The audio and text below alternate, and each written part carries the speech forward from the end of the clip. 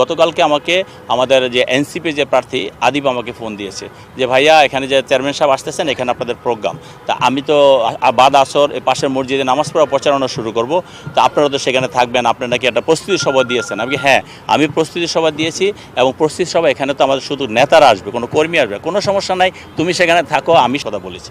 তো এখন আমি দেখলাম আদিব একটা সংবাদ সম্মেলন করেছে যে ও নাকি 2 ঘন্টা আগে এখানে প্রোগ্রাম দিয়েছে, আমি 2 ঘন্টা পরে। এখন অ্যাকচুয়ালি আমাদের যে চেয়ারম্যান সাহেবের যে প্রোগ্রামটা, এটা তো আমার জানা ছিল না।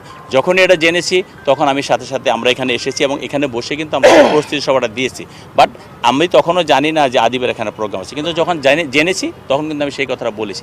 আজকে যেটা নিয়ে সে সংবাদ সম্মেলন করলো যে আজকে নাকি তার উপরে তার নেতাকর্মীর উপরে কে বা কারা হামলা করেছে। তো সে যেই জায়গাটা অভিযোগ করেছে আমি শুনেছি, এবং আমি কিন্তু সাথে সাথে আদিবকে ফোন দিয়েছি, আজকে সকালে ফোন দিয়েছি 11টার সময়।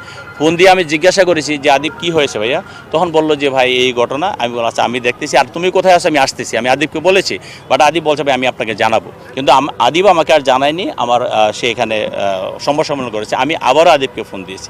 তো আমার বক্তব্য হলো আমি সবাইকে নিয়ে একটি সহাবস্থানে থাকতে চাই। আমি বা আমরা আমাদের পক্ষ থেকে কোনো রকম উস্কানিমূলক কোনো ঘটনা ঘটবে না। আমরা রাজনীতি করি সাধারণ মানুষের জন্য।